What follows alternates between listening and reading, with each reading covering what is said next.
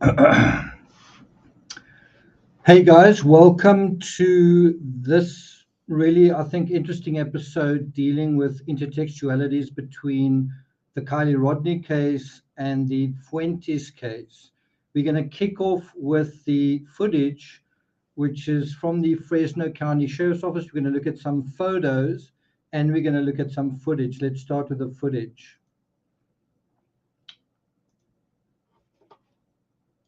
And I want you guys to ask yourself, does this look like the scene of an abduction? Does this look like the scene of a kidnapping? Does this look or feel like foul play? Okay, so let's get going.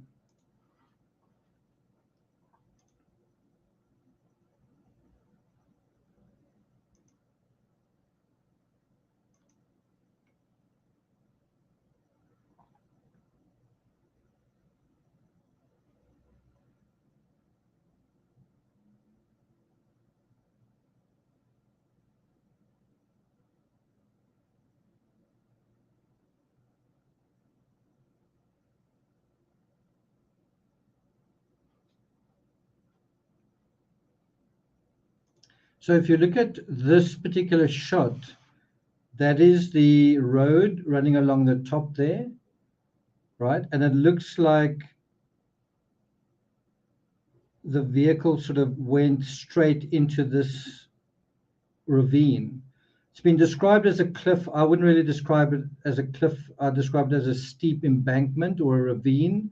And so the vehicle went down here, basically the most wooded section of this entire slope, that's where it went down. And I think it came to rest sort of 2/3 of the way down there, right? So we'll get a reverse view of that in a second.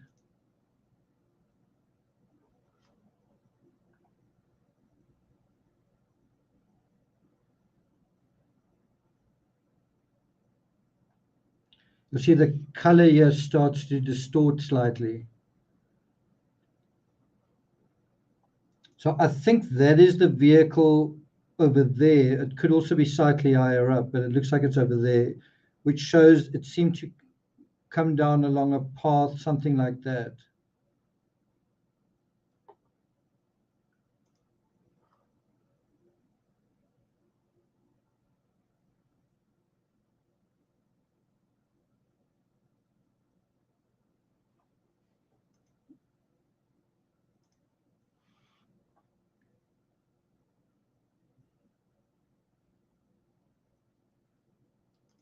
And so the question is, when she came around this corner, did she sort of go through there? Did she underestimate this is almost like this is a hairpin bend. Did she lose control sort of at this point and then go through that point there? I don't know whether that is the vehicle as it's being pulled up. I'm not quite sure if that is it.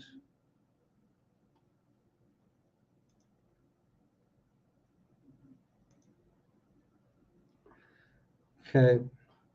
Is sad. It definitely is sad. So there's another perspective of it. Looks like that is a largish rock though, right? Again, one does wonder where she actually went off the road. Did she kind of go straight and down through there, right?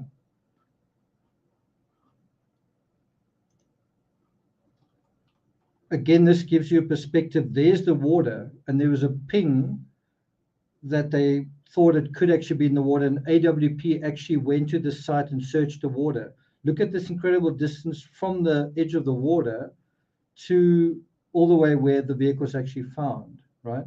It's possible that there were other sections where the road came a lot closer to where the vertical in a vertical sense, vertical dimension to where the water was. But you can certainly see in terms of this, it's quite a great lateral distance, right? Horizontal distance.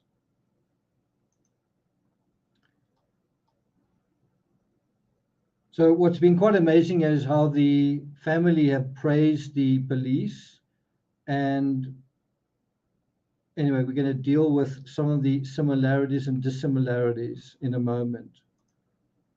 Okay, so there is a good image showing the location of the vehicle. It's sort of in that V, right? It's in that sort of V-shaped area. So it seems like it kind of came out here, almost on the edge, and then kind of just went down there. Obviously at some speed. And then the momentum and gravity did the rest.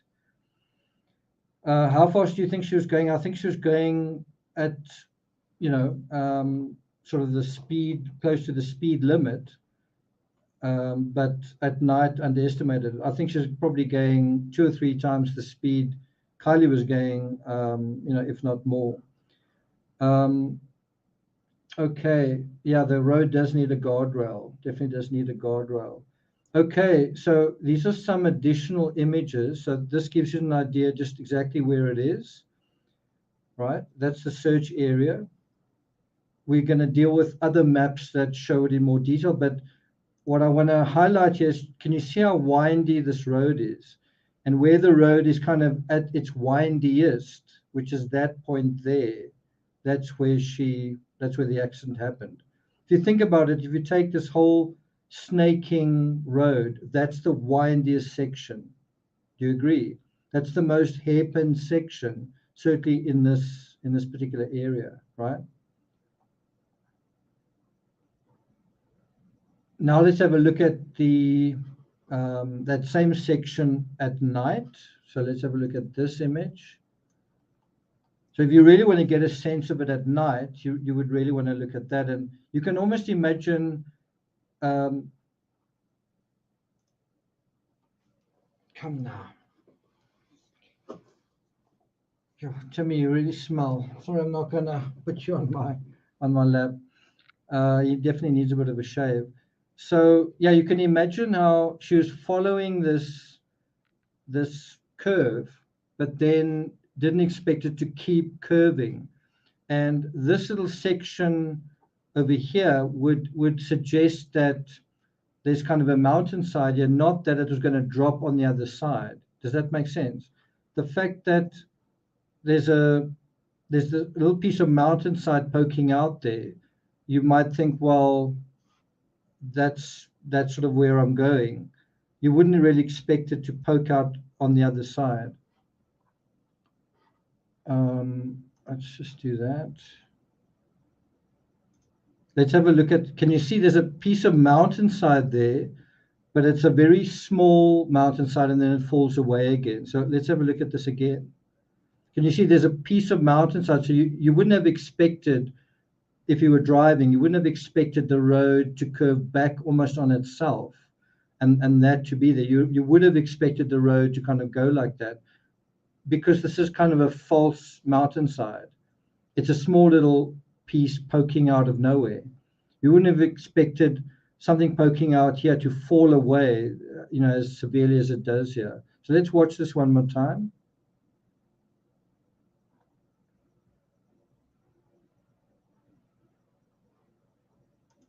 So it feels like she may have gone off that route, kind of gone off like that, right?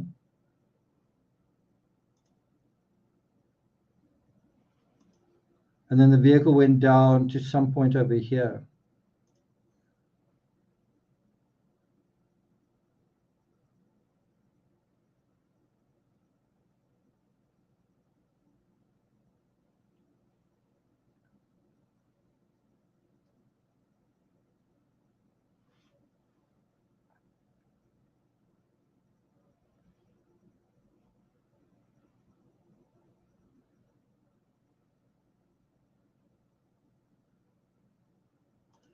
So again, you can see geographically, there's kind of a ridge. You can see this ridge line. It's kind of a line of rock and that it's sort of poking out. But it seems like this ridge line goes all along here and all the way up there, ending in that little piece there. And that may have given a false sense of the landscape to her at night.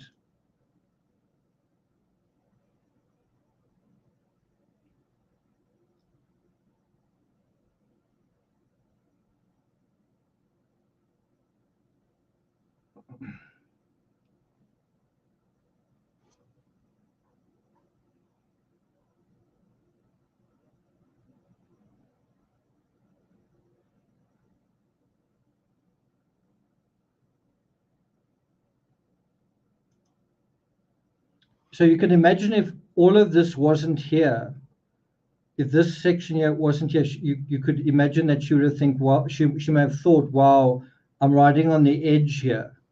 On the other hand, everything that wasn't in the headlights would be in darkness, so she wouldn't really have any idea sort of where she was, right? Same type of situation as the Kiely Rodni case, just where everything that's not illuminated is going to be pitch black because this is a rural area.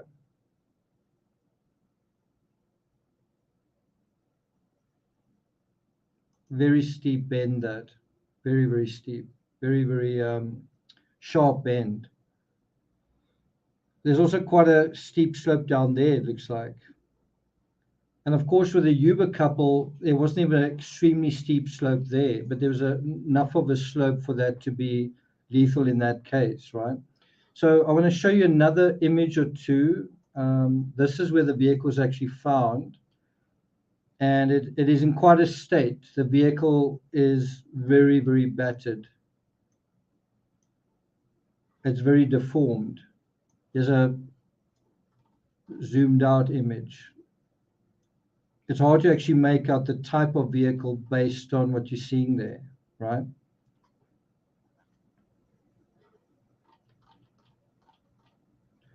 So once again, this image shows you the sort of location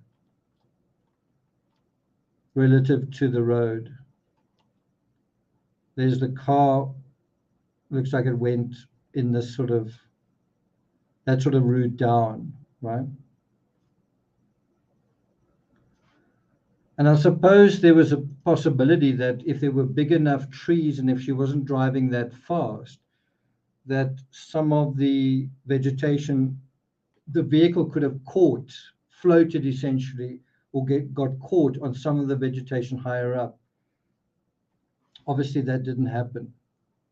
Okay, good to see you guys here. Yvonne, hashtag Team Peachtree, that is it. Marlene Stewart, Karina, Terry Dean, good to see you as well. Terry, we're still going to do a debrief with Terry, so I'm looking forward to that. So what we're going to do now is we're going to go through intertextualities. Make sure you vote poll. I must say, I think it's very, very sad and very kind of disgusting that you've even got to put a poll up like that. Do you like fake crime? Do you actually like fake crime telling you what you want to hear? That's the state of true crime now, that you put up a poll like that. And you actually have a few people saying, yes, I actually do like fake crime. It's a sad state of affairs for our genre. Definitely is quite a sad state of affairs.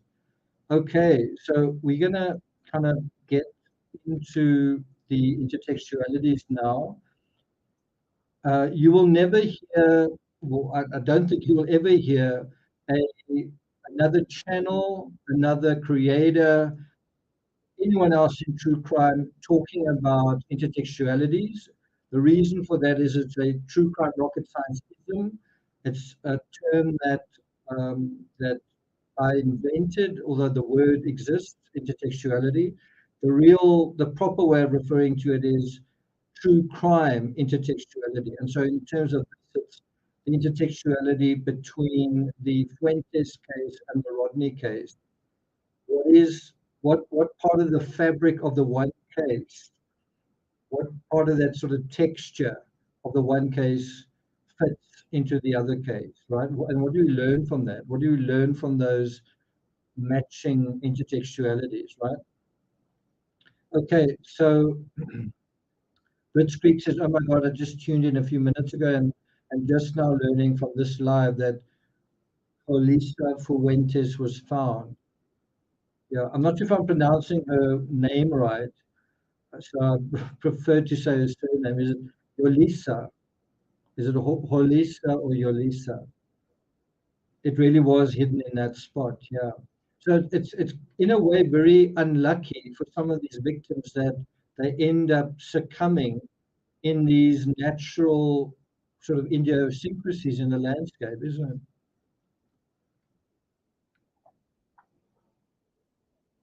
I agree. Someone else said, where was it? Someone said, Mel Stiller says the landscape reminds me of the island where I was born. Which island were you born on? Um,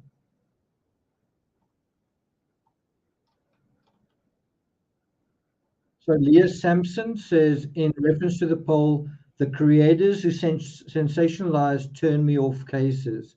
It's very annoying to me, to be honest. It's also very annoying to me. I'm going to tell you that. It's also definitely very annoying to me. And, you know, when someone isn't completely honest or sincere, or they are kind of misleading you, that is actually it's like darkness is a threat to the light. Telling a lie, you know, like if you're trying to prosecute a case, um, someone who is not, I'm talking about a perpetrator trying to cover their tracks, that is a threat to the case coming to a just conclusion. You actually have the same thing happening in true crime. You're actually having people involved in true crime actually threatening the ability to bring a case to the real truth, to the real conclusion. You've actually got true crime creators uh, that pose a threat to the genre, to the truthfulness of the genre. Okay, so we're going to deal with seven intertextualities and have a look at this for starters. Just have a look at the missing persons flyers. Look how similar they are. Young woman, silver vehicle. Young woman, silver vehicle. And the time that this happened was really similar. Because we'll get to that in a second.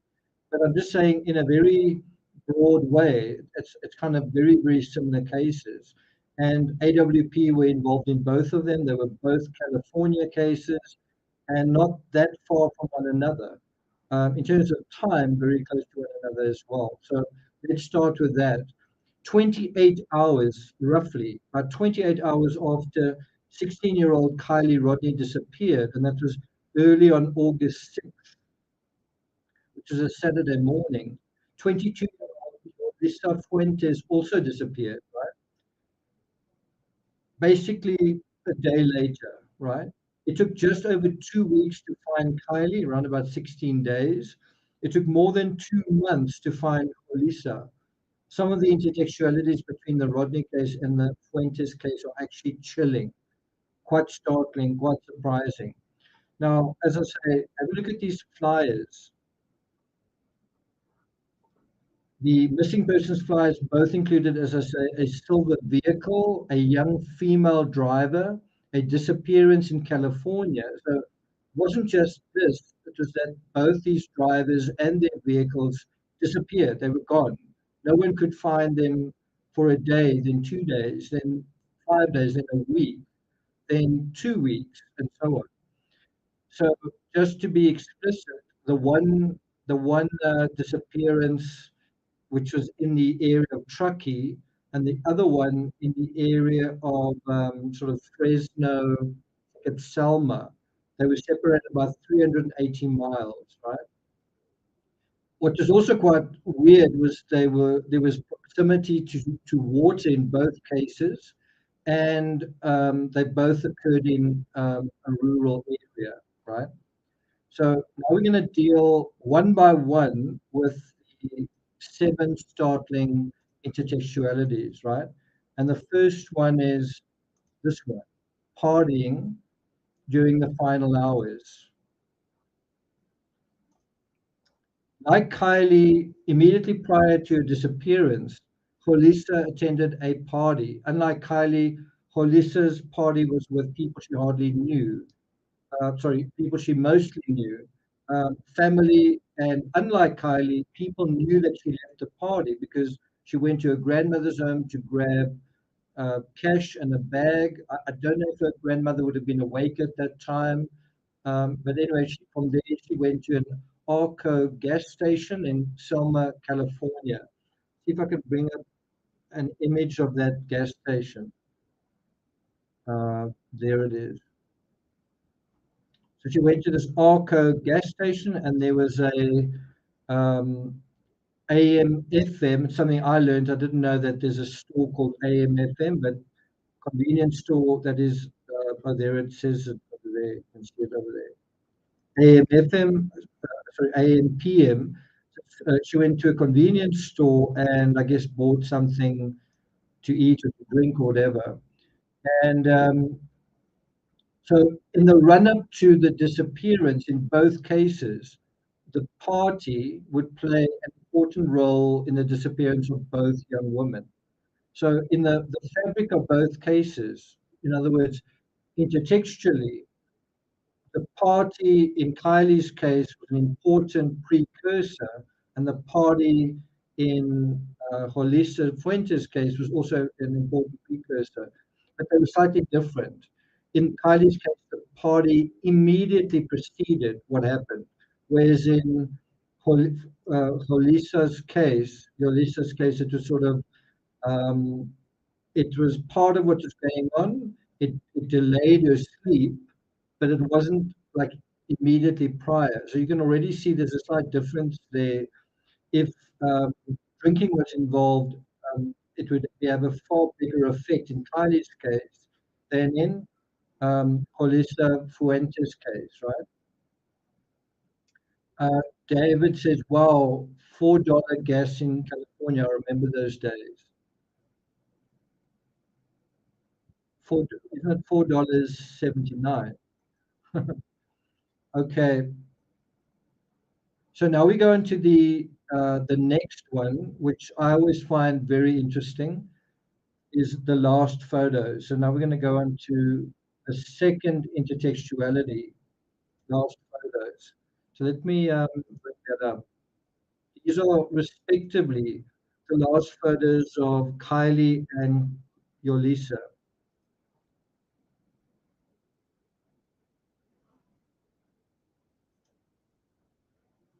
They show them both purchasing items in a store. In a weird way, these last photos aren't terribly helpful. Um, in Kylie's case, the last photo I think predated her death by something like 6 hours. It wasn't terribly useful. It just showed that she was gearing up for a party. And in Jolissa's case, which is a bit closer to the time, maybe around about an hour before. The importance of the CCTV in the Fuentes case was that you could clearly see that she got into a vehicle by herself, and also that no one else got out the vehicle or got in the vehicle. So that was definitely useful. Um, okay. So that is as far as we take the second intertextuality. Now we go to the third, before dawn. Okay. So I also want to bring up this map, these maps. So if you are looking particularly at this map or the section of this map on this side, right?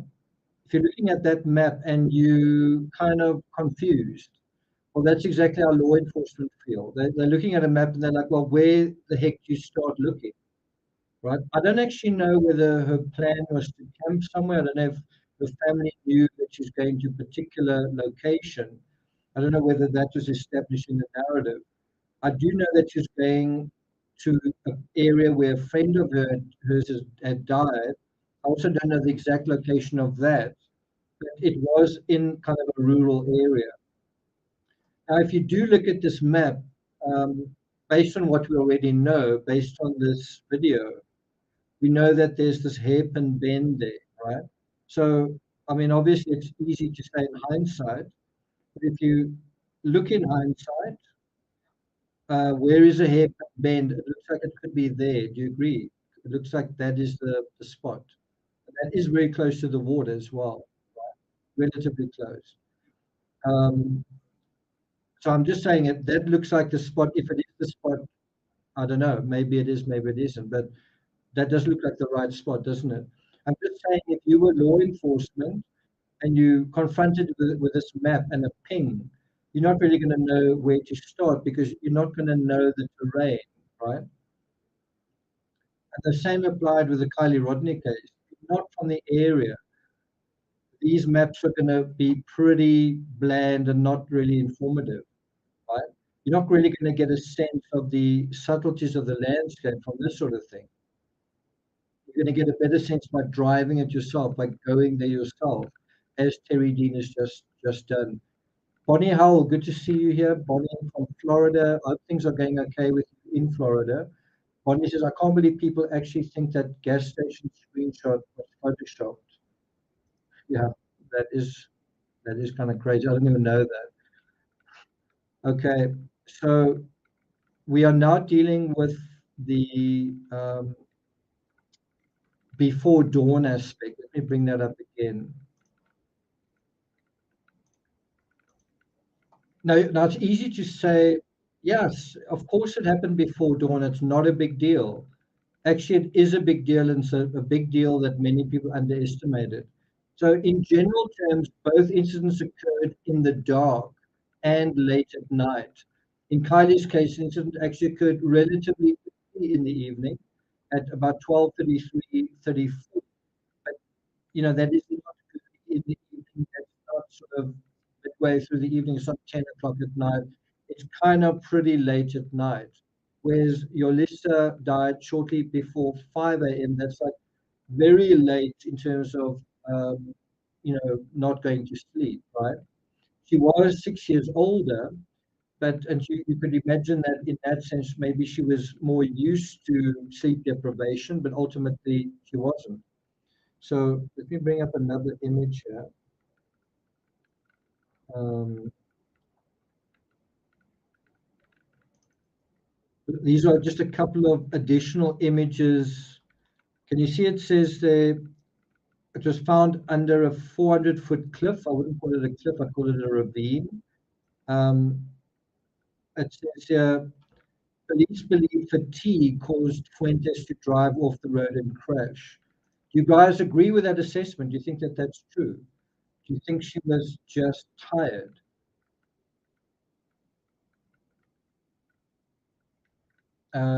Karina says, Nick, you're crackling in the ether. What's that? Not quite sure what you mean by that. Is there a problem with the audio?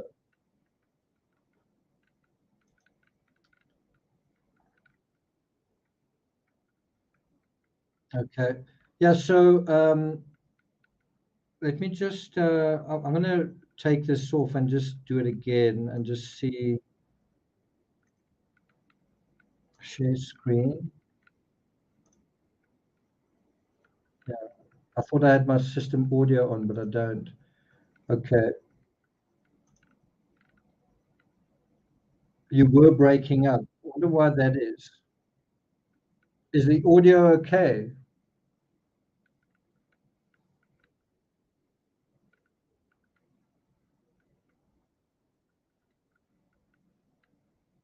Okay. I'm going to turn my television off because that uses some Wi-Fi. Hopefully that'll help. So give me a second. I'll be back in a moment.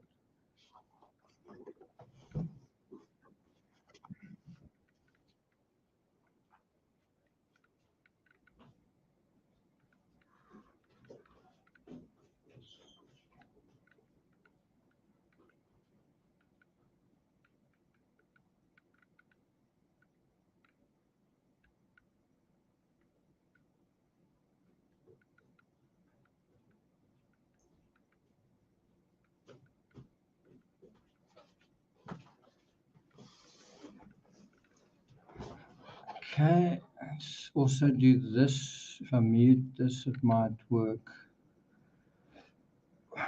Mute site. Okay, is the audio any better now?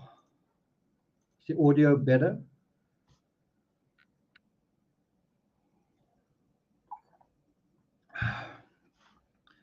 Okay, so let me go through that again. It says here, police believe fatigue caused Fuentes to drive off the road and crash, right? Do you guys agree with that? Do you think that that is reasonable, logical, sensible, rational?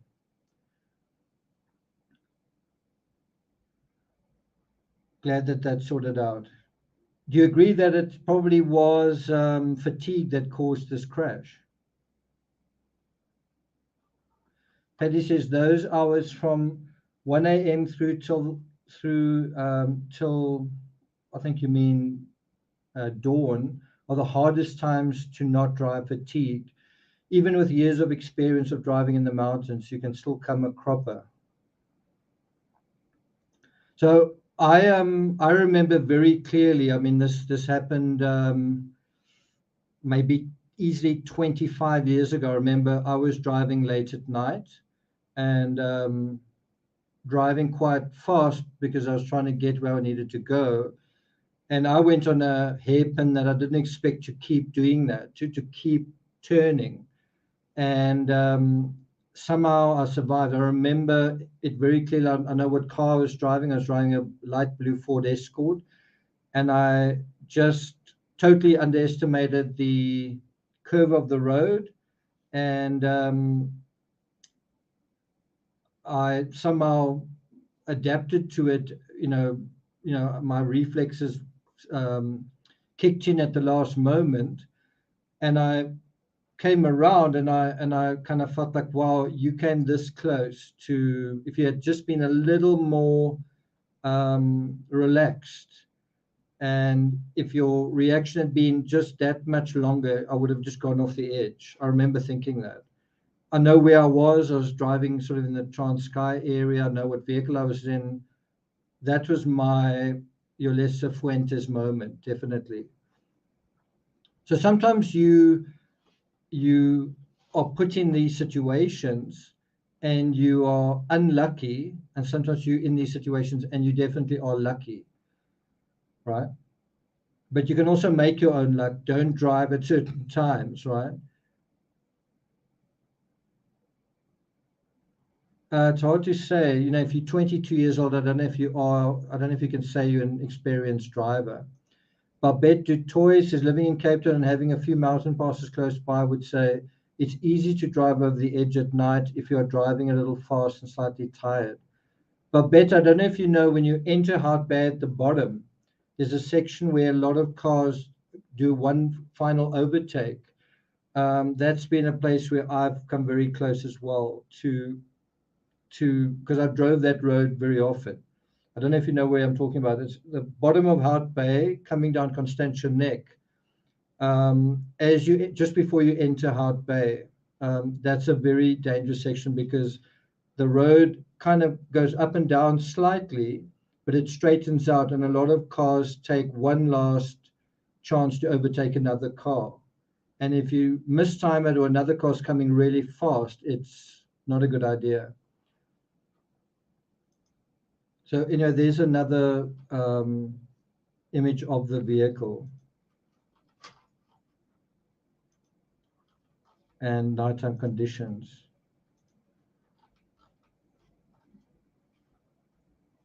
You can see they've actually propped this vehicle up. They're actually rappelling down by attaching to the vehicle. They've put rocks in the tires or underneath the tires to stabilize it.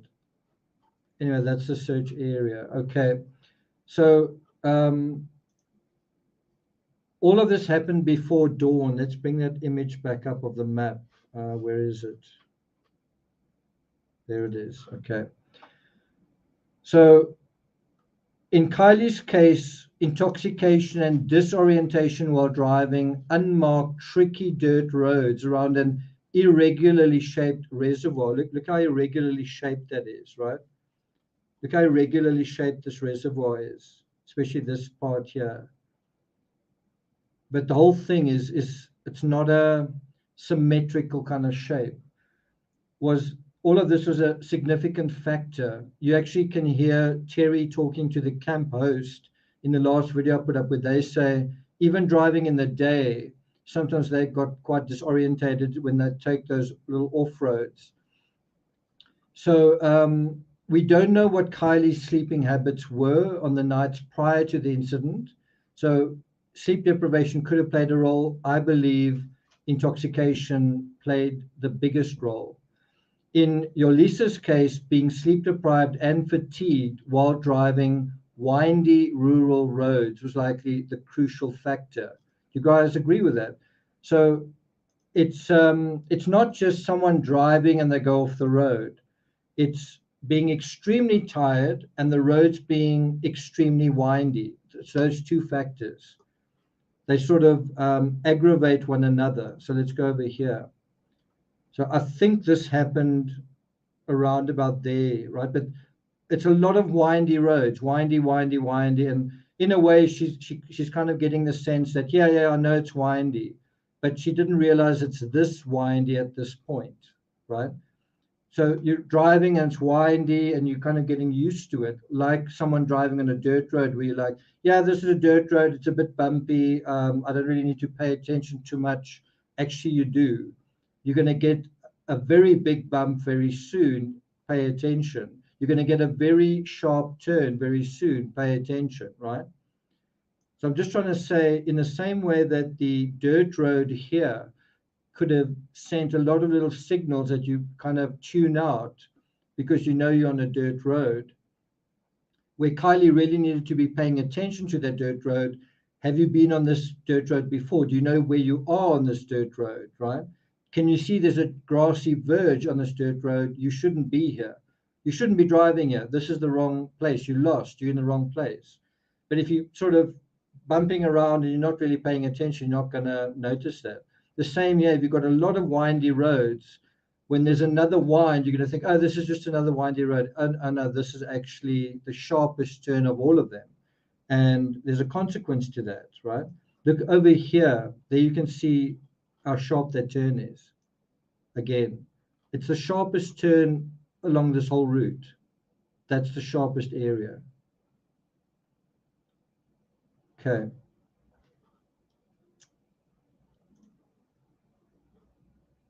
So I just want to highlight what I put up there. Do you guys agree with that statement? In Jolissa's case, being sleep deprived and fatigued while driving windy rural roads, not just windy roads, rural roads, roads that weren't lit, roads that were pitch dark in the dark, roads that I don't know if it had cat eyes on them or guardrails or anything like that. Those were likely the crucial factors, right?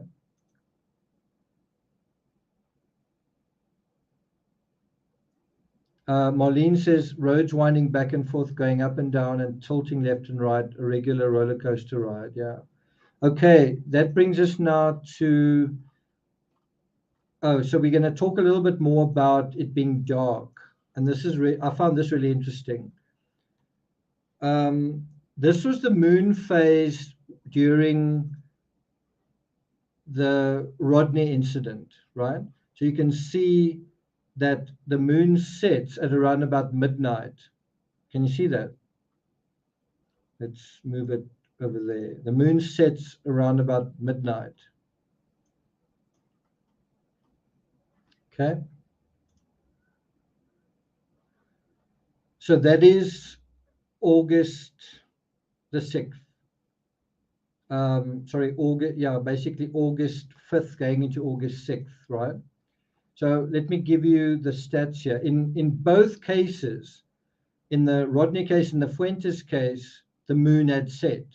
In Kiely's case, moonset was just after midnight at 12:26, thus just prior to the crash. The crash happened around about 8 minutes later. So the moon had just set. Less than 10 minutes before the accident, the moon dropped below the horizon surrounding Prosser Lake. Now we're going to look at the Fuentes moon. Now, I want you to look carefully at this before we... so I'm going to take myself out the picture. This is the Kiely Rodni moon set scenario. See, it's setting at midnight, right? Now we're going to look at the Fuentes, the same thing. Notice the difference. moonset, it looks like it's 3 a.m. It was actually a little bit earlier, right? So in Jolissa's case, moonset occurred at exactly 0108 or 8 minutes past 1 in the morning, around 4 hours before the incident. And so the other thing that I think is quite important to consider is you say, well, if this accident happened at around about 5 o'clock, aren't you thinking about the wrong thing? You shouldn't be thinking about the moon setting. You should think about the sun rising.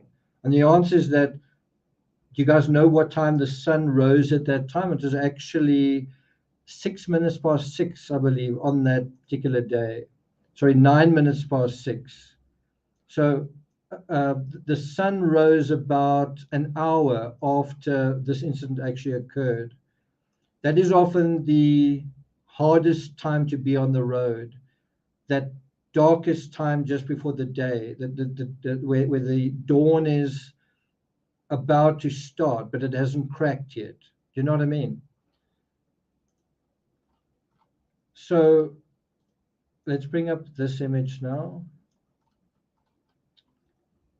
So in both cases, driving late at night and in the dark, there was likely a perception problem, as simple as that.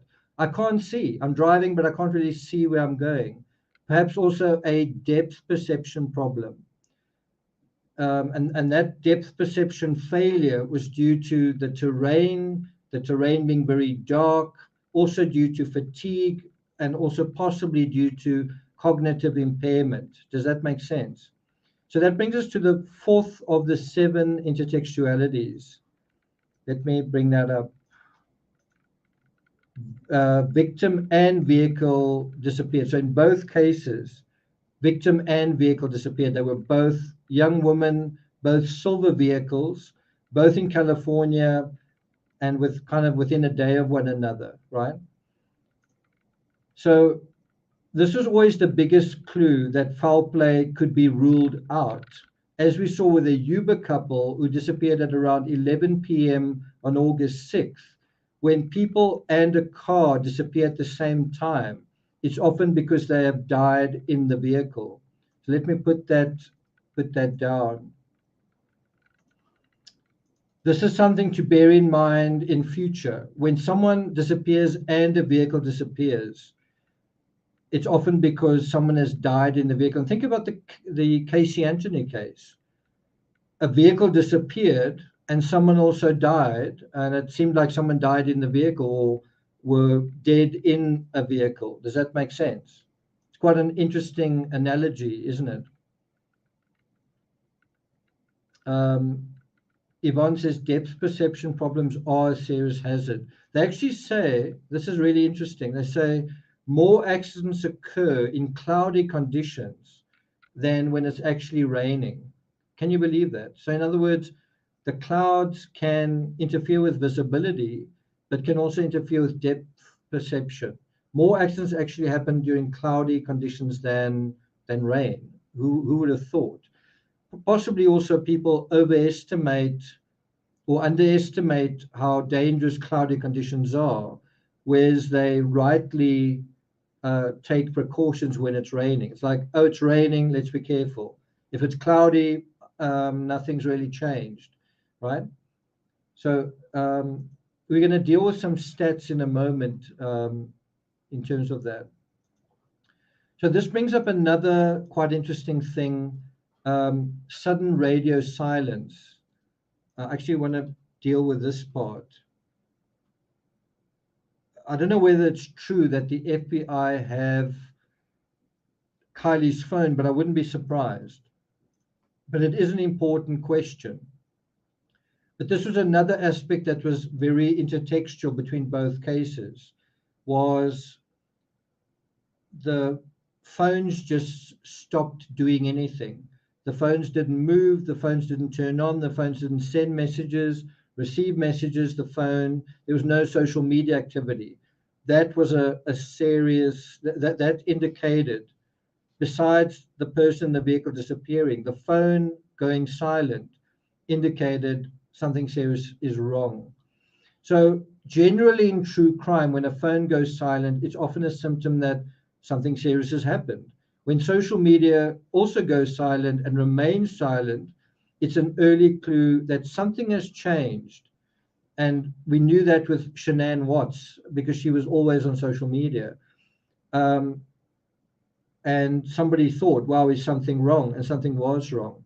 This was always the biggest clue in the Rodni and Fuentes cases, that something serious had happened, including foul play. When a phone isn't active, and not just for 1 day or 5 days or 10 days, but for a long period of time, the phone just dies. That is not a good sign in true crime, as we all know. That can be a sign of foul play.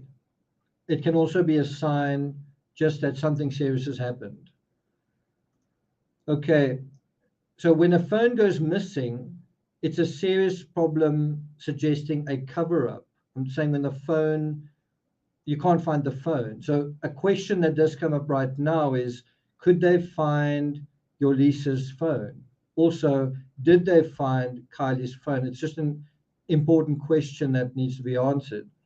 We assume, because both cases were accidents, that Kiely's phone and Jolissa's phone were ultimately found inside the vehicle. But at this point, it's too soon to know for sure. But I do think that that is an interesting intertextuality. You know, like, where's the phone? Okay, so now we deal with the penultimate intertextuality, which is the ping. The ping was the best clue, ultimately. In this case and the Kiely Rodni case, the ping was the best and most important clue. And it's important to remember this in other true crime cases. Don't underestimate the ping,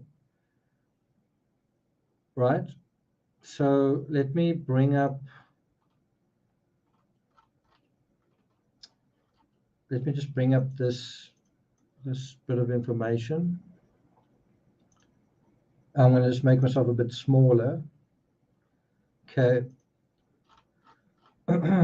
So pings in both cases were a crucial breadcrumb indicating the location where the last sign of life occurred. In other words, the ping was a far better clue than the last photo in both cases. Do you see that? Does that make sense?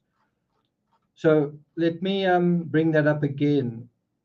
Can you see how the ping was far more important than this? There you see the person, you see where they are, you see what they're doing, but actually the ping was far more important, telling you the most important thing, which is, where are they? Where were they at that time? Where were they at the last moment? The last photo isn't telling you where they were at the last moment. The ping is addressing that question more directly. Again, it's easier to know this in hindsight as well.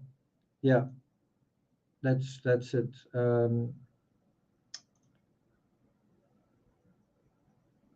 Babette Dutoy says, look at AWP, they always go in the last ping. I don't know if I agree with that. I don't know if they did that, like they did they do that in either of these cases? Anyway, Karina says, I will never underestimate the ping ever. Okay. Well, let's hope law enforcement don't. Okay, so now we're going to deal with the final intertextuality. Have I finished talking about the ping? Yes, I have. Okay. Now we deal with the final intertextuality, and that is foul play.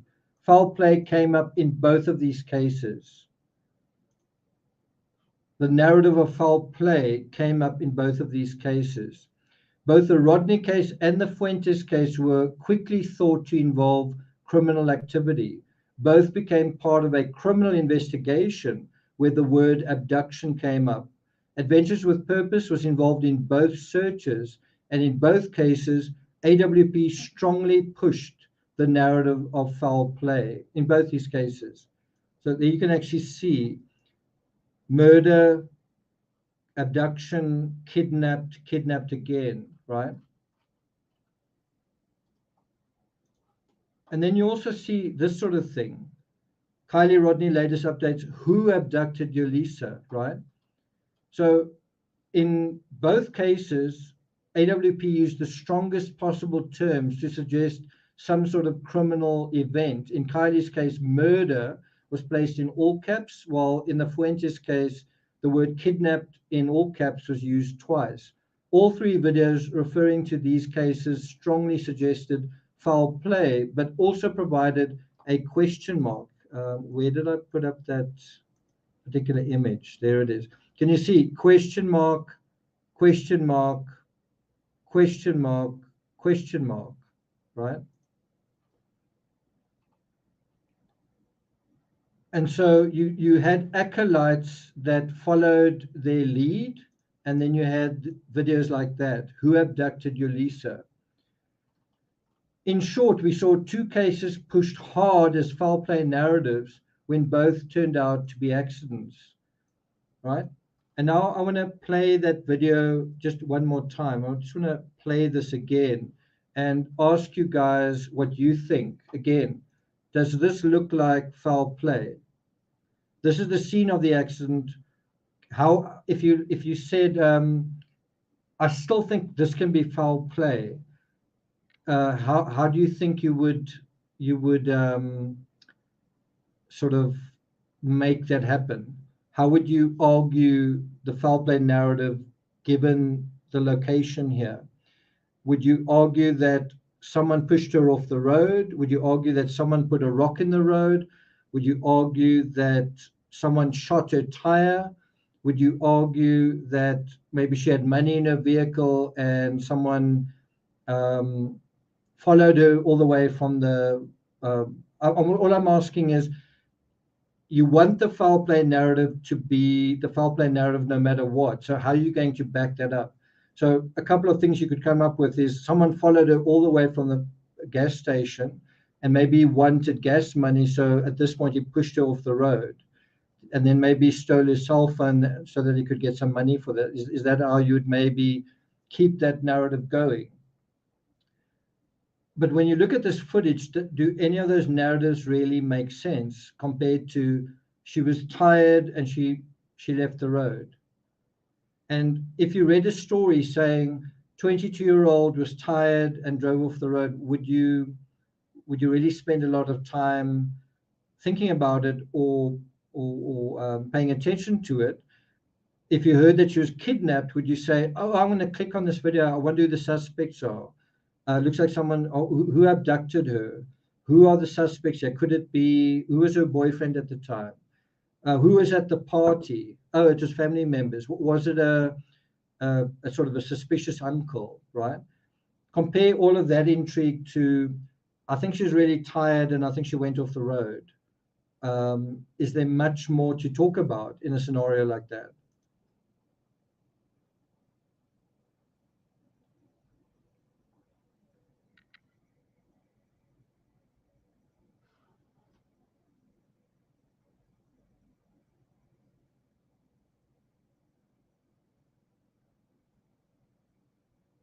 So Karina says, my son tells me those scenarios are already out there in the fake crime communities. I wouldn't be surprised. I wouldn't put anything past fake crime at this point.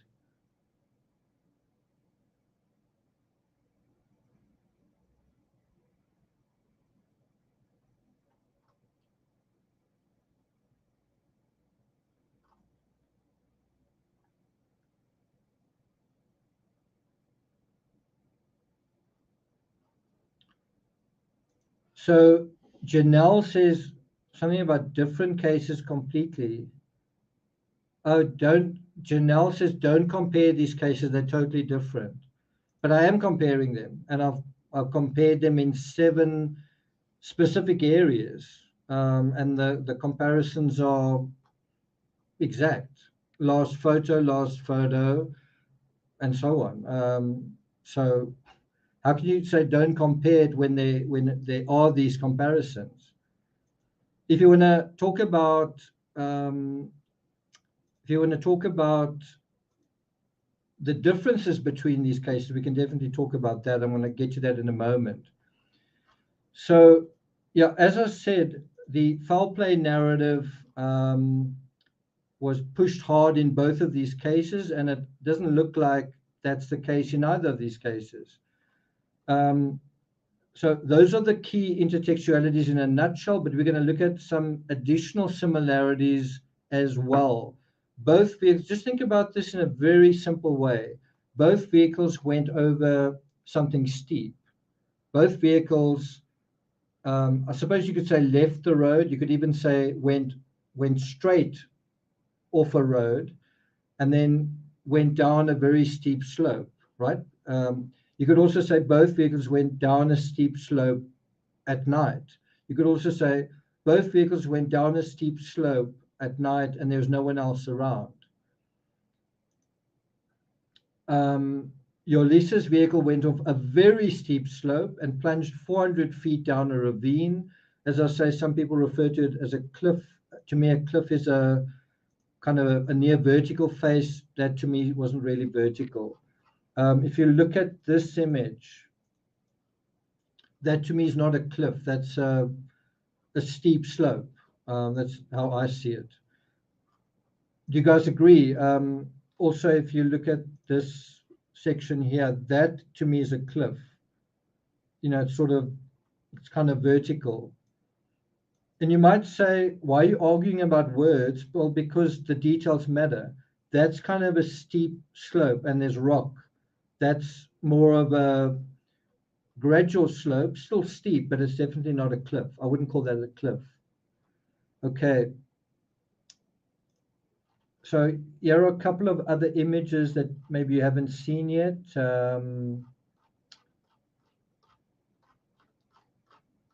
Well, I think I have shown you this one. This is the bottom of that slope.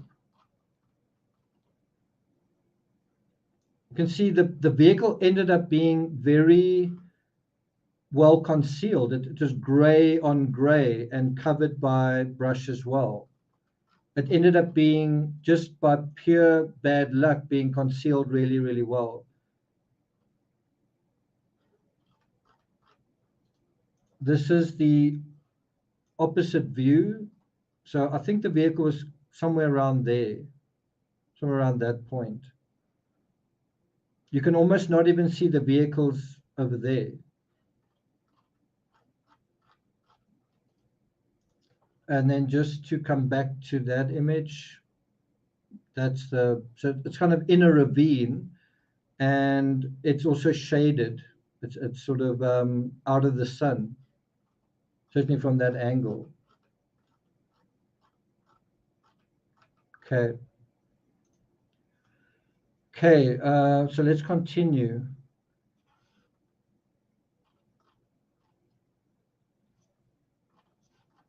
So I'm just scrolling past my images. So in an article published a few hours ago by People, it's actually this article. I think there's reason to believe that Jolissa's phone may have been found.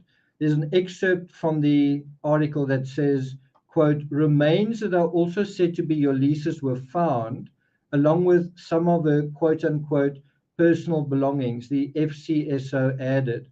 The coroner's office is working to confirm that it is Jolissa. Authorities don't believe foul play is involved. So I'm going to put that quote in chat. I think it's quite important to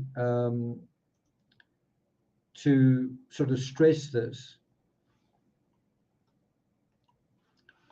So they basically say, let's just do that. They basically say that they found remains. And I think, remember when at this point, so at this point it's like Monday in the Kiely Rodni case. Do you remember the authorities said, or put it this way, on the day that they found the vehicle, on the day AWP found the vehicle, the authorities didn't want to confirm anything. They took another day to do that. Whereas over here, you kind of had, even before the autopsy had been done, they basically said they can't confirm that it's her, but they're pretty sure that it is her, right? What I'm trying to get at is, in this case, poor Jolissa Fuentes' remains were out there for like 2 months, longer than 2 months. So the remains would be very hard to identify. In Kiely Rodni's case, they'd been out there for 16 days, also in water.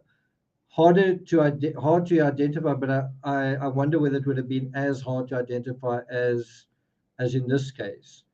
And nevertheless, also the vehicle was kind of harder to identify in this case.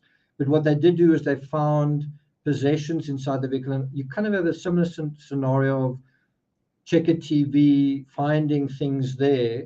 One also wonders, one kind of imagines that Fuentes, whether the windows were open or closed when the car rolled, couldn't things have fallen out the vehicle? Even if things did fall out, certain things you can imagine stayed inside, like a purse, like a phone, possibly, like driver's license, right? And so maybe they used that to identify, but nevertheless, they said they found her personal belongings, right?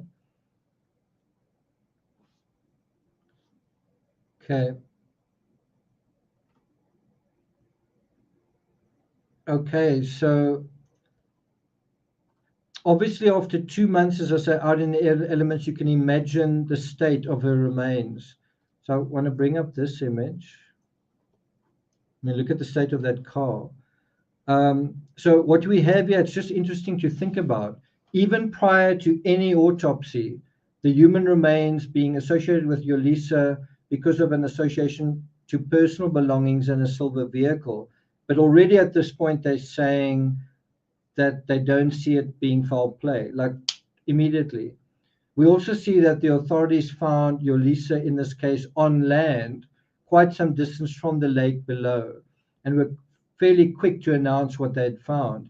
Even Jolissa's parents have made tearful statements thanking law enforcement for their persistence. You didn't see that, I think, in the Rodni case. You didn't see the parents addressing the press conference.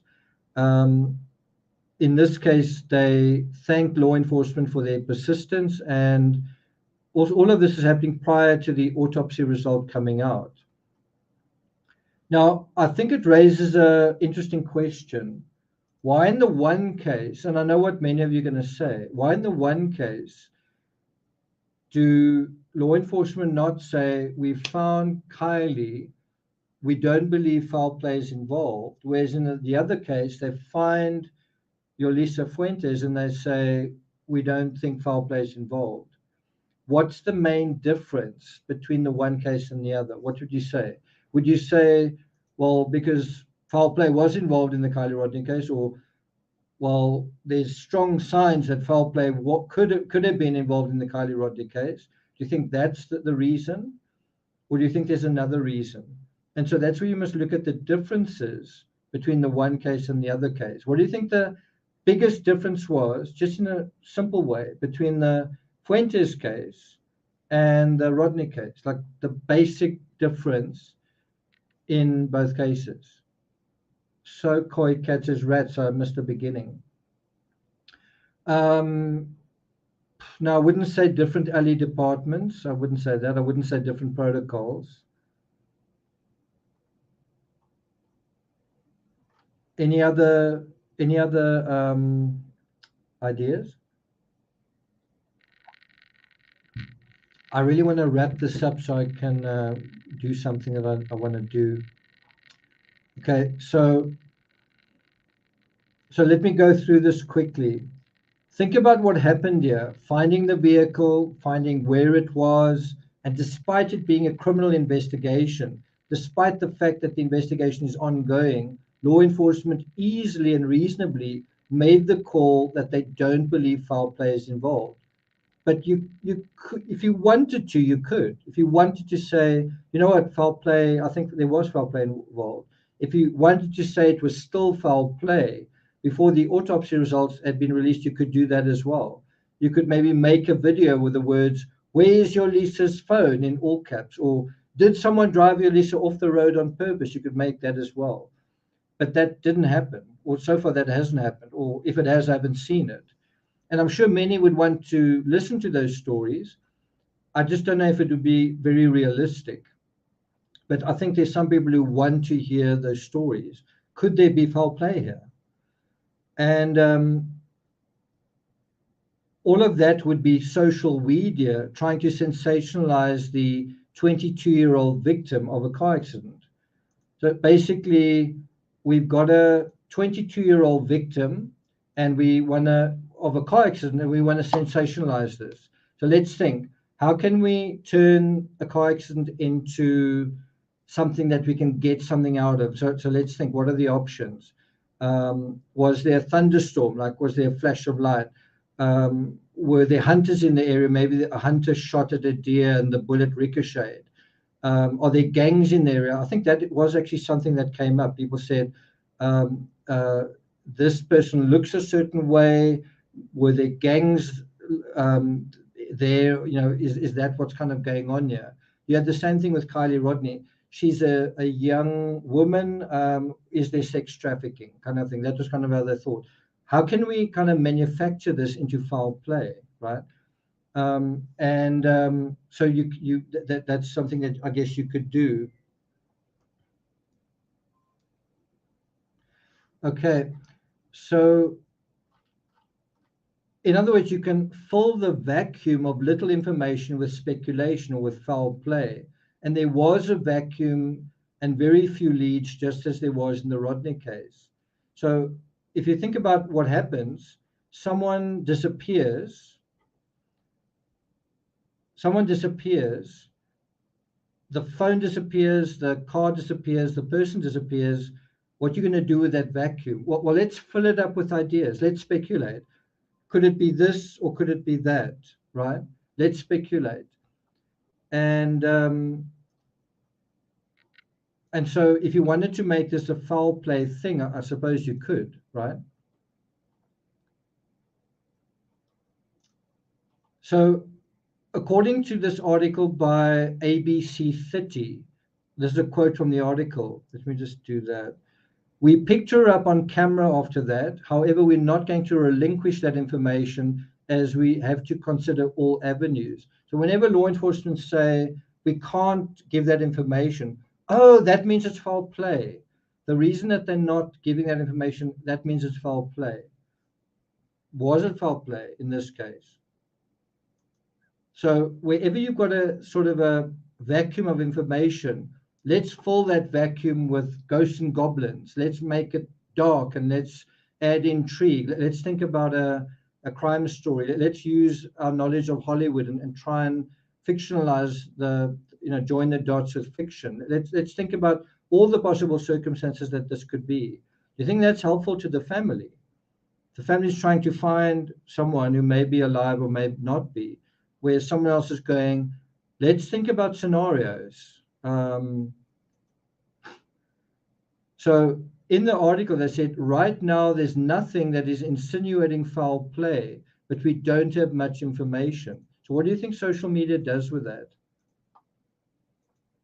That's a statement that occurred in the media.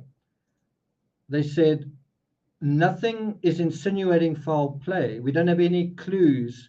There are no witnesses. There's no evidence of foul play, but we don't have much information. Great, we'll use that. There's not much information, not a problem. We don't really need that. We'll use that as the starting gun. Let's have a look at the poll. 14% say, I like fake crime. I like being told what I want to hear. 14%. I think there are other channels where you just say, if you just had to say on the channel, do you like the way that I'm covering true crime? People would say, I love you. It's awesome. Don't change anything. Don't change the thing that you're doing. Right? Anyway, so Kelly says most true crime channels have proved they don't want to talk about real crime. They want to talk about they want to talk about fake crime. They want to goof around.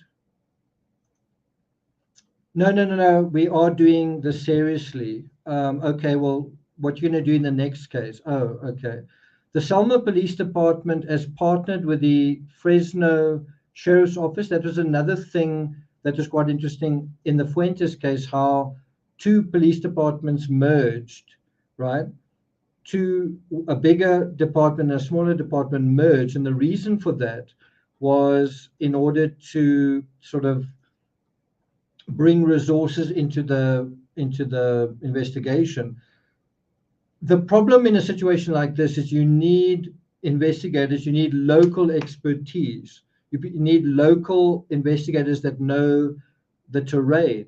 And so when you get someone from another agency, you're getting someone from somewhere else, and you now bring them over here. They don't know that terrain very well. They can maybe read maps, but they don't know the subtleties of that terrain. In the same way that when law enforcement went to search the Prosser Lake, they started at the boat ramp.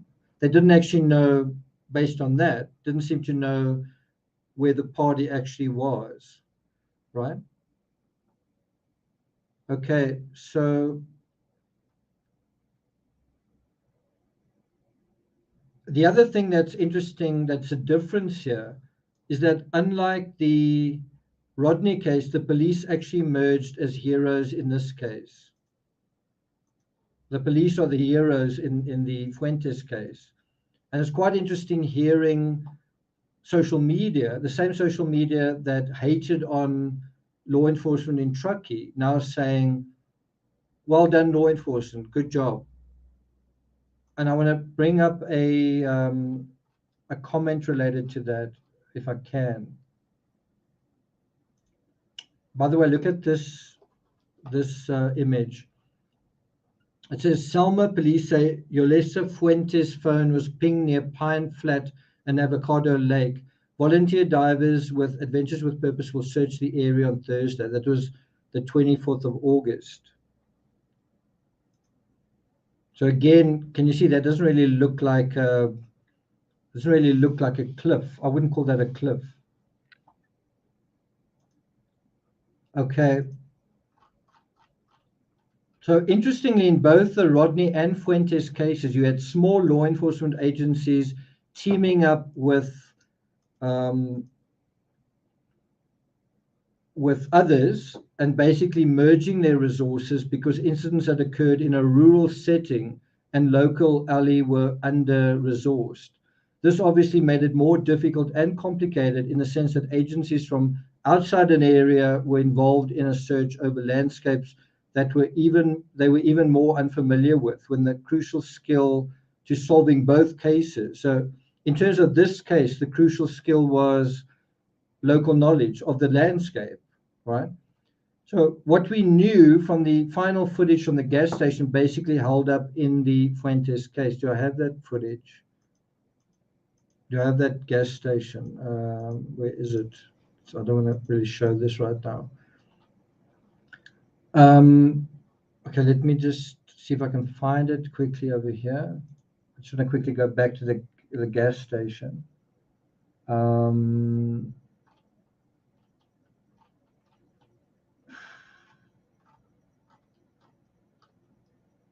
Just going to do this. Just give me a second.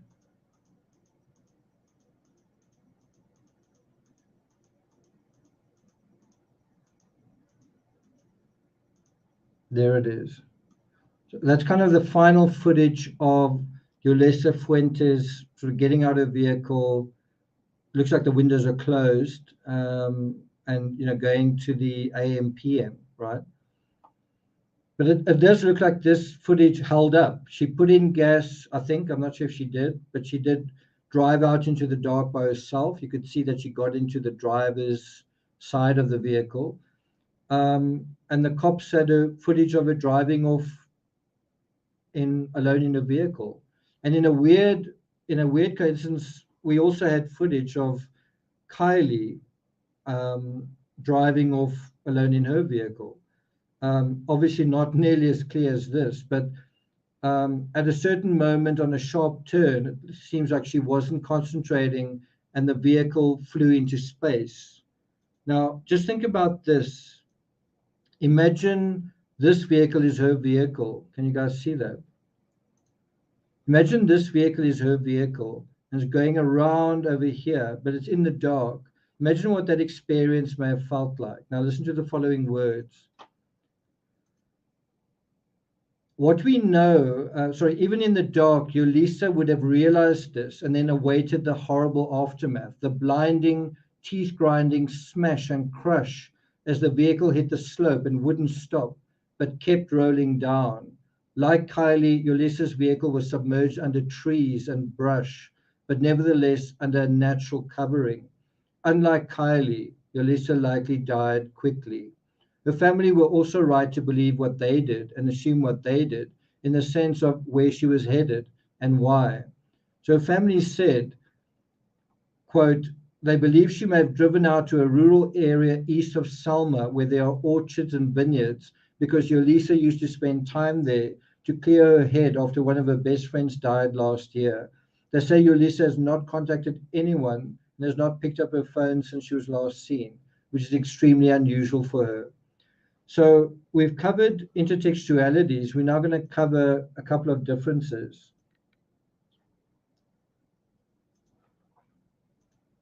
And I'm going to start with this.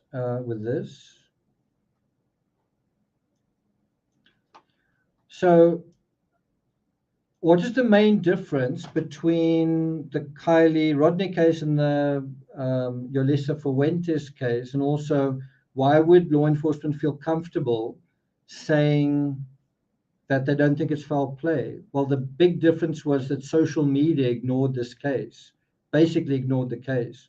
The reward for finding Jolissa was also $15,000 and for Kiely, $75,000. So about 3 times higher. On August, sorry, is it 15, 30, 45, 60?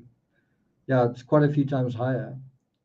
On August 20th, about 2 weeks into her disappearance, this headline appeared on Fox News. Parents heartbroken by lack of updates in search for 22-year-old Jolissa Fuentes. 3 days after that, this sign appeared asking the same thing about the Uber couple. Why didn't they receive the same attention? So I actually did cover the Uber couple on YouTube. I did cover them on YouTube. I put out several videos highlighting the intertextual importance of darkness. I said, I think darkness is a big part of this case. I said it's a simple, but it's an obvious clue that we all missed. Many sneered at that and they said my information on the moon was totally wrong. Of course, they didn't go and check that themselves.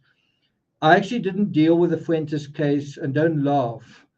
Largely, the one reason was there was very little to go on, but the other reason was, so in terms of the not being a lot to go on, she was seen at the AM, PM, and then nothing, right? There seemed to be, in the Kiely Rodni case, there were witnesses that we sort of didn't know about, but she was with a lot of people.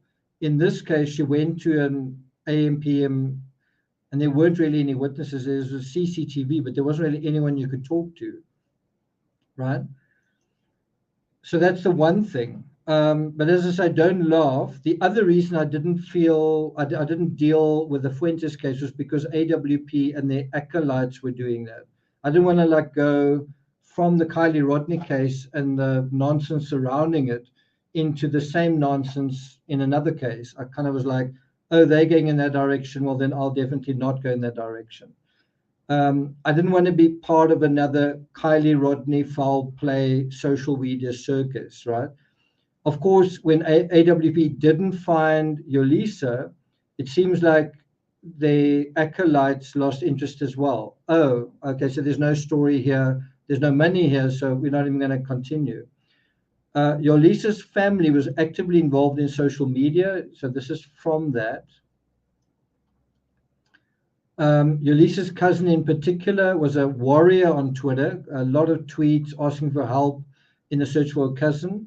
Although there was a Find Kiely page and an Instagram page set up, you didn't really get the sense that her family members were around on social media and available to interact the way that you saw in the Fuentes case. There you can see the reward went up to $15,000. So The other thing that's quite different here was that law enforcement emerged as heroes. What you didn't see was Ali criticizing or undermining AWP for not finding Jolissa. So if you think about the two cases, um, uh, in the Kiely Rodni case, law enforcement look for her, they can't find her. AWP come there and they kind of say, yeah, law enforcement, they kind of seem to be quite critical of law enforcement. And also, they also say something like, if law enforcement say it's an accident, are you going to believe them? So it feels like it's taking a few shots at law enforcement. Maybe it isn't, but it seems that way in a way. Whereas in this case, AWP don't find Fuentes, right? AWP don't find them, and law enforcement don't say, wow, AWP didn't find her, whatever they said probably wasn't true. They don't say that. They simply concentrated on their work, right? So that's another difference. You did see them bringing up. You did see AWP bringing up a sensational narrative, sensationalized narrative once again, but based on no real evidence of foul play. That was a similarity in both. There was no real evidence of foul play, but you had this strong push to sensationalize the case. Now, this is a really interesting point. Is there fire cam footage of this spot? Are we going to get something similar in terms of a fire cam tower in some of these surrounding hills? I think it's too early to tell whether fire cam footage may show Jolissa's vehicle in the same way that it showed Kiely's vehicle, but we did see in both cases the importance of CCTV. In the Rodni case, we all underestimated just how vital and valuable it could be, or that it was even out there. CCTV was another area I emphasized as intertextual while covering the Eliza Fletcher case. So the question is there a fire cam directed at the lake where the Fuentes crash occurred? I guess time will tell. And that then brings us to something else that's incredibly obvious, but something that we didn't think about. One of the obvious things that I think everyone missed was likely the most obvious. And it was that all the high-profile news surrounding the weekend of Kiely's death were all about the same thing. You guys know what you're looking at in this image? Do any of you know what this image is sort of showing? Okay, so on August 4th, which is a Thursday, Nicole Lorraine Linton, a 37-year-old registered nurse, crashed through an intersection in Windsor Hill at 1:40 p.m., killing 6 people. There was a fire related to that incident. That was August 4th, a Thursday. This is what happened the very next day. Recognize that picture? Anne Hesh was next, one day later, on Friday the 5th, when she crashed straight through a house just after 11 a.m. She was trapped in the inferno for 45 minutes. Kiely died hours later on Saturday morning in water.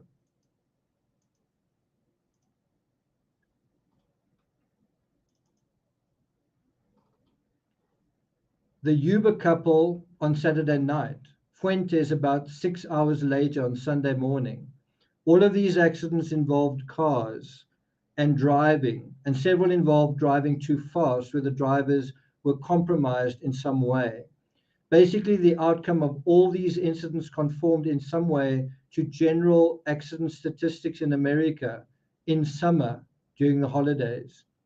So if you go through these images, basically the registered nurse crashing on Thursday, Anne Hesh on Friday, Kiely dying in an accident on Saturday, Jolissa Fuentes, and the Uber couple as well. Jolissa Fuentes on Sunday, you see it's all the same thing. It was all the same thing. All were driving. It was all happening at the same time. And that brings us to a really important thing. that I brought up before, but it seems like it didn't really get anyone's attention. Statistics. Are statistics the most underestimated tool in true crime? So they talk about the 100 deadliest days of the period between Memorial and Labor Day, when the number of deadly crashes among teen drivers skyrockets. So I'm going to quickly run through a couple of statistics. Did you know? So let me ask you guys a question. Which season do you think car accidents are more likely?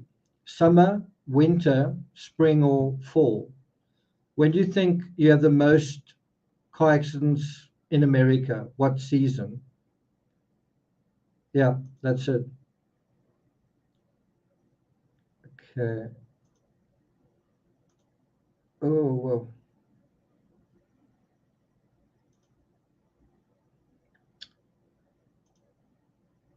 Okay. Renee says it looks like you could come out of that curve a little fast, a little too fast. Had brake time. Okay. Yeah, so that's right. Summer. Mike says winter in Canada. That's quite interesting. But certainly in America, in summer, you have by far the most accidents. Now we're going to quickly run through a couple of stats. The number of Californians killed in crashes. So let's look at that.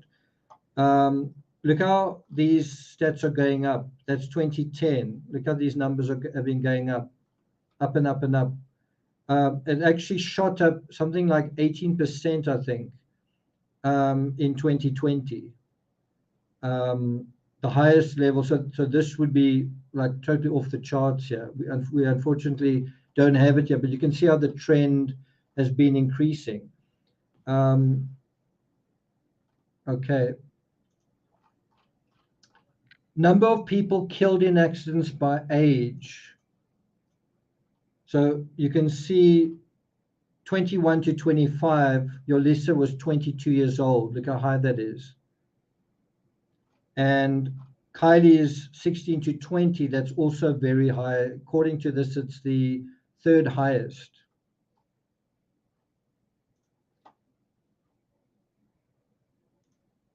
Okay. Factors that affect California's fatal crashes. Well, speeding is one, drunk driving is the other. Basically, those two, speeding and drunk driving. 2/3 of California's fatalities happen near a city. Californians die twice as often in urban areas versus rural areas. So if you think about the registered nurse, 6 people died in that accident. Anne Hesh, 1 person died in that accident. That's already 7 people. And then you had the other accidents, well, 2, 3, 4 died in fairly rural areas, 4 compared to 7. Just in terms of that narrow measurement, you kind of had twice as many dying in a urban setting that were high profile compared to rural areas, right? This is really interesting. Single car crashes cause twice as many deaths as 2 vehicle crashes. Did you guys know that? Single car crashes make up 60% of all fatal crashes in California. Now we're going to start dealing with the Fuentes fabric and the Kiely Rodni fabric kind of more specifically, but in terms of statistics. So obvious, but no one seems to really focus on it. Deadly crashes happen at night, mostly happen at night. Nighttime driving led to 57% of fatal accidents. Specifically between 8 p.m. and 10 p.m. were most dangerous hours to drive. Okay. Then there's even this chart showing the most dangerous hours to drive. You can see That's the time that Kiely was driving. That's fairly high. I mean, these are a lot lower. The time that Jolissa was driving was around about here. You can see that's gone up again. Almost the same height as the time that Kiely died. Both of these, certainly in terms of this earlier time of the day, are correspondingly high.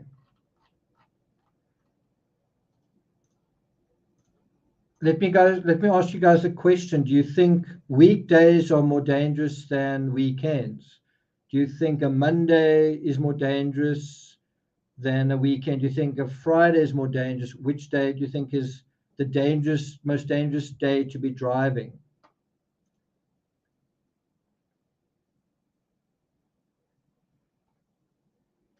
Any ideas? Which day do you think is the most dangerous day to be driving? You think it's a Monday? You've come back from the weekend. You think it's a Friday? You're thinking about the weekend. Which day do you think it is? Okay, answer the weekend. It's actually Saturday. The most dangerous day is Saturday. And if you look at the cases that we looked at, Kiely died on a Saturday. The Uber couple died on a Saturday, and Jolissa died a couple of hours just into Sunday, right? Yeah, it is Saturday. Okay. Okay, let me ask you, which month is the most dangerous month for car accidents in America? So we've said at night is the most dangerous time. Saturday is the most dangerous day. So Saturday night's got to be really dangerous. Which month is the most dangerous month? Any ideas? Which month is the most dangerous month? Marlene Stewart says July. Terry also says July. Sharon Butler says December. Guess again. Jennifer May says May. No, 1 month. 1 month. True Jedi Forever says December. So if you've said July, well, the most dangerous day, single day, is July 4th, right? But the most dangerous month is August,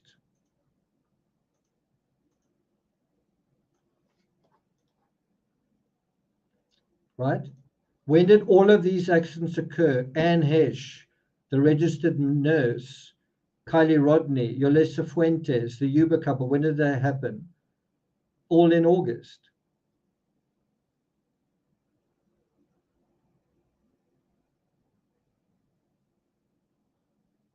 Okay.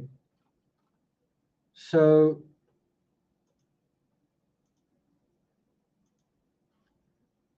something I didn't know, they say in 2019, 50% of all drivers killed in motor vehicle crashes who were tested positive for legal and illegal drugs, an increase of 8% from 2018. So what is really surprising about that is that drunk driving isn't the big baddie anymore. It's actually driving under the influence of drugs. That's actually the big baddie these days. Were there drugs at the Kylie Rodney thing? Probably. So Yara, here's another. So this really blew my mind. Was the news stories that have been coming out this year talking about car accidents in America, right? So I'm going to give you the dates of these stories and obviously the titles of these stories. So let's start with, so vehicle crashes, surging traffic deaths are surging during the pandemic. This was February 12, February 12, 2022. This is May 12th, 2022. More people are dying on US roads even as cars get safer. Here's why it's a tough problem to solve. Okay. So I'm going to just put your sort of attention on me to some extent. I think I need to share with you this link. I'll put this link because it's got some important data here. So this really blew my mind. It is true that cars have become safer than ever. The technology in cars have become better than ever, telling us you're going over the sort of middle line of the road, or you're going off the road, or someone is passing near you, or something like that. Navigation has become better than ever. Not only that, the safety of the vehicle itself, the cushioning, the the vehicle is built better, right? So if vehicles are safer than ever, why are more people than ever dying in car accidents? Anyone have any idea why that is?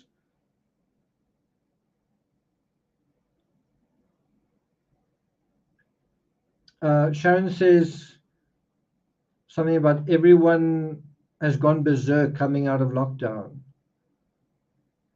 How about seniors having a party? Okay. So I think I'm going to just share these stats with you as I deal with them.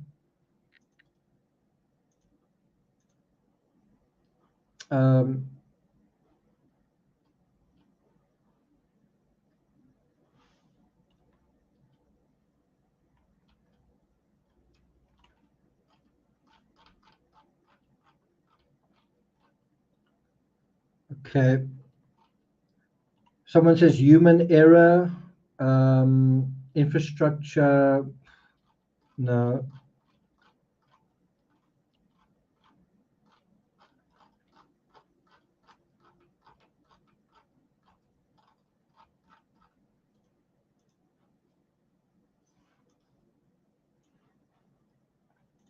Okay, I'm going to bring that up.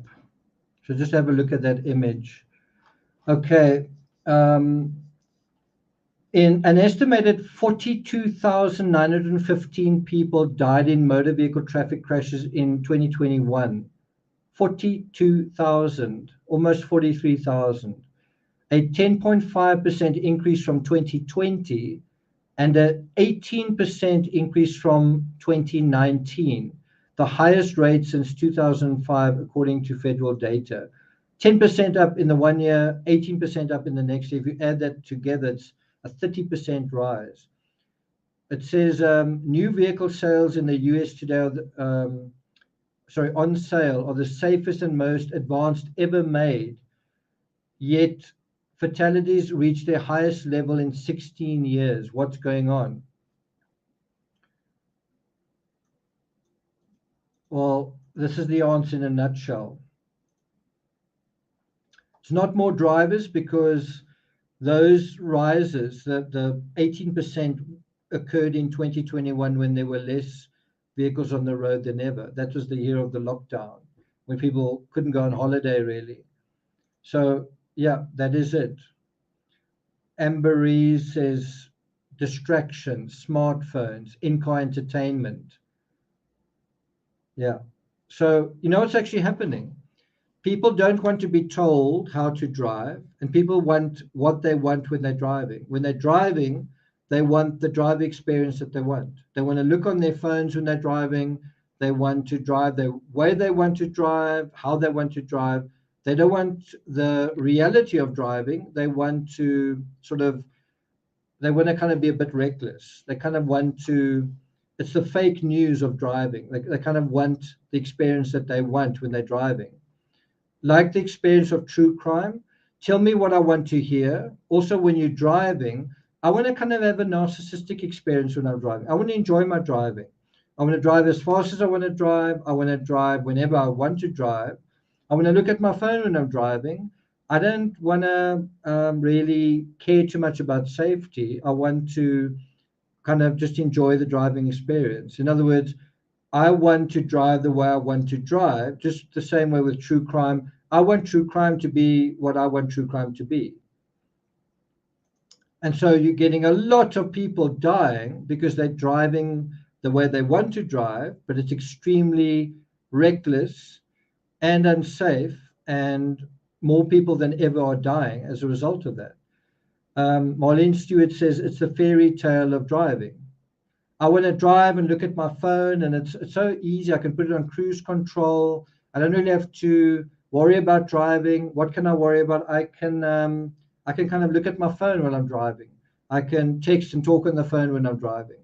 I can maybe Google a few things while I'm driving. I can look at my entertainment system while I'm driving and put on that song. And no, I don't like that song. I think I'll put that song on while I'm driving.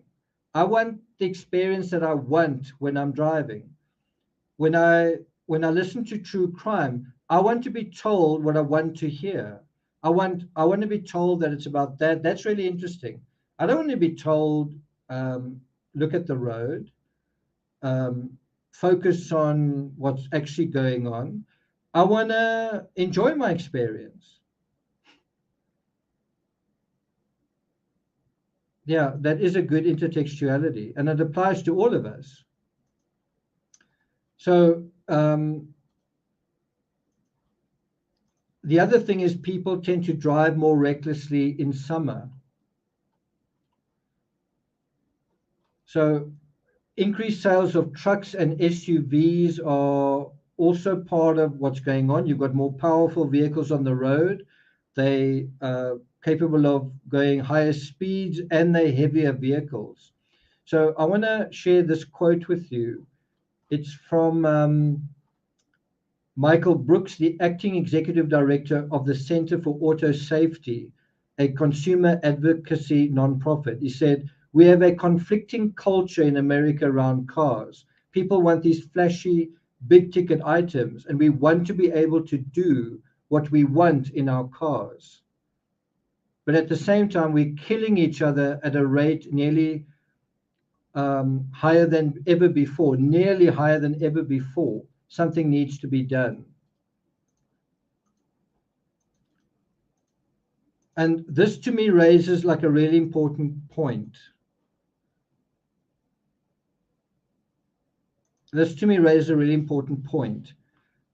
While we're investigating the true crime community, while we're investigating Kiely Rodni, and while we're investigating Jolissa Fuentes, while we're investigating it as an abduction, while we're investigating it as a kidnapping, while we're investigating it as foul play, the conversation that's preventing is a conversation about road safety that can save 43,000 lives potentially. Instead, we're going on a wild goose chase after one person that doesn't actually exist, and then another one person doesn't actually exist. And the conversation that the foul play narrative is preventing, pushing aside, is the right conversation we need to be having, the important conversation we need to be having around, guess what?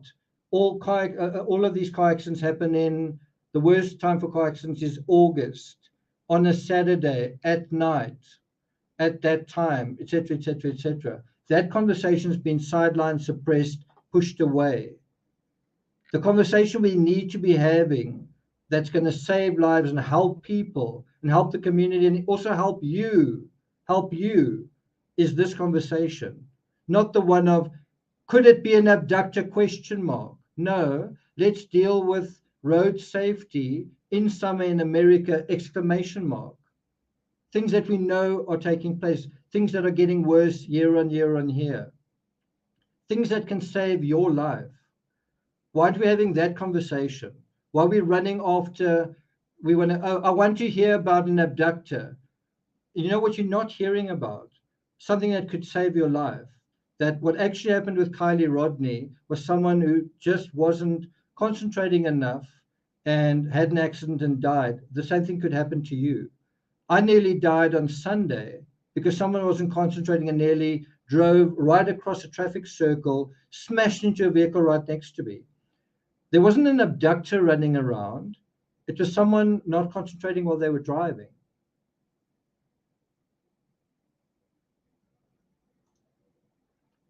So the article goes on to say Americans collectively drove the fewest cumulative miles in 18 years in 2020.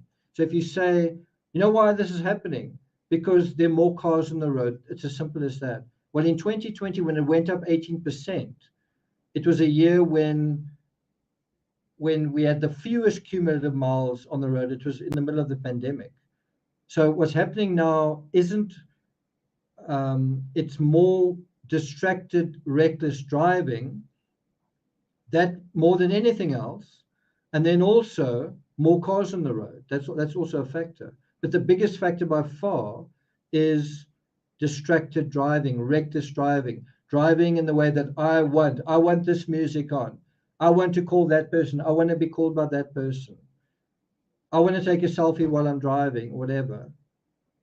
So let me read this. Americans collectively drove the fewest cumulative miles in 18 years in 2020. Not like fewer, a little bit fewer than in 2019.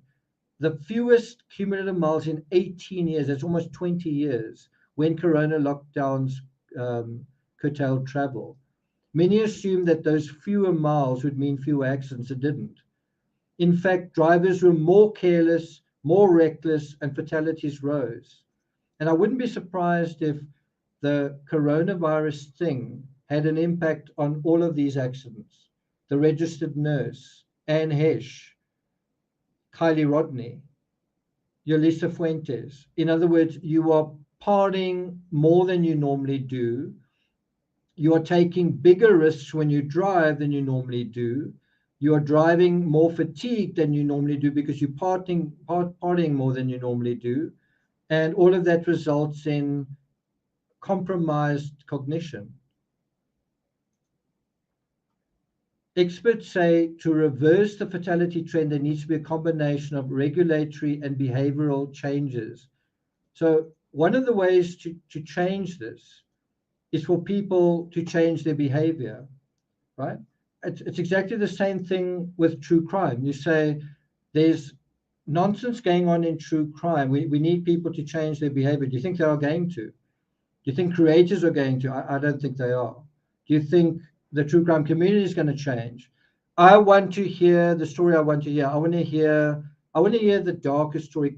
Maybe there is a kidnapping. There are all of these possibilities of foul play. Let's talk about that. That's what I want to talk about. Okay, well, then we'll talk about that. Well, are we going to see the behavioral changes in true crime that we need to see? No, I don't think we are.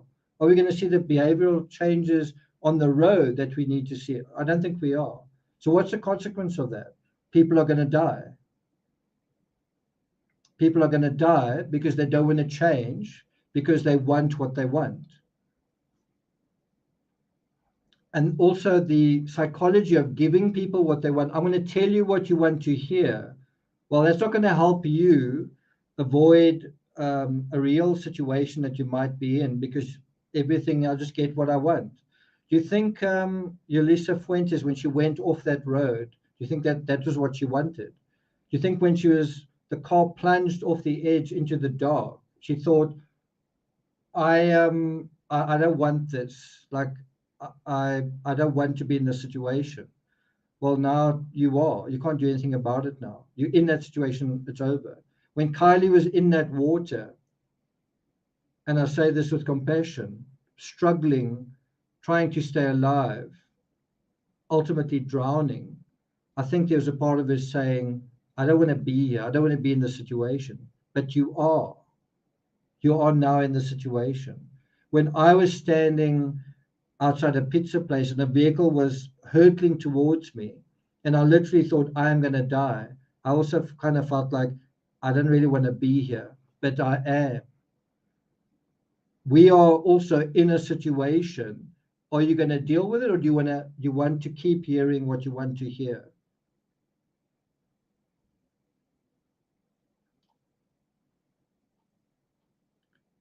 James says there are awards for that resistance to change. Oh, okay, the Darwin Awards. Yeah, well said.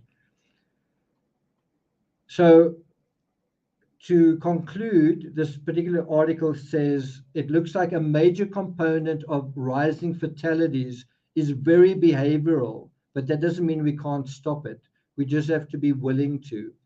It's a very simple way of solving something, but also very hard. In other words, it's as easy as making the right choice, but it's also as hard as continuing to make the wrong choice. What do you want? Well, I want what I want. I want to hear what I want to hear. So let's go back to that poll. Right now, it's still 14% say 14% say I would like fake crime that tells me what I want to hear. There's a consequence to that. If you don't practice living in the real world, for example, when you're driving at night, the real world might catch up to you. So I'm just going to end off by just showing you some of these headlines. This is from the LA Times. With death from car accidents soaring, what can government do? When do you think this was dated? January 28, 2022, this year. Then there's which season has the highest number of car accidents? That's from that. And it is dealing with, I think it's summer. It says summer. There it is, summer. Sorry, summer. What day of the year is the most car accidents? Not which day of the week, what day of the year? Well, it is July 4th. Okay. And that's my spiel. That is what I think is quite an important conversation to have. We've looked at the intertextuality between the Rodni case and the Fuentes case, right? And we've also asked the question, was this terribly helpful? Was this conversation terribly helpful? This one. Is this an abduction? Is it a kidnapping? Is that terribly helpful? Or is a conversation about our driving habits a lot more boring? It's not sensational. It's not exciting. I'm not gonna emerge from a conversation like that where you're gonna say, "You my hero, TCRS, you my hero." Wow, wow, wow. Yeah, I'm talking about road safety. It's not sexy. It is sensible. It is sensible. It's the right conversation to be having in the aftermath of this case. Who do you know that has been having that conversation? Seriously, of the channels that you've listened to that are talking about abductors and kidnappers and suspects and red flags, how many have spoken about road safety and mentioned the stats that I have? How many? Any? I'd just be interested to know. Yeah, I think that is the answer, 0. Karen says, thoroughly enjoyed this. Thank you all. Thanks, guys. Ricardo says, a good conversation. Blue Hill says, true crime is intertwining with drama. Yeah, and drama is intertwining with true crime, totally. You saw that with Depp versus Heard in a big way. That's the idea. That's definitely the idea. Well, I was hoping to go to gym before it closed, but unfortunately, I didn't get through this as super fast as I wanted to. But there you go. So I'm not going to take it further than that. I want to thank the mods who are here. I want to thank, I think there was 1 or 2 new members. I want to thank you guys. If you're watching this on replay and you found it worthwhile, you found it valuable, you found it meaningful, you're welcome to hit the thanks button. So yeah, you're welcome to do that. I also am planning to do a debrief on Terry Dean's visit to the Prosser Lake, and there's some things that I saw while I was editing some of the videos that are really quite interesting, that add to what we already know. So it's definitely worth it. So have a look at some of your last comments. Thanks, guys. Blue Hill says, good day all, got to get back to work. Okay, so I'm going to play out with this video from, I think, Fresno Sheriff's Office, showing again that final route that Jolissa Fuentes took. And our heart really goes out to her and her family, you know, given this ending. So anyway, thank you for watching, and I'll see you guys next time.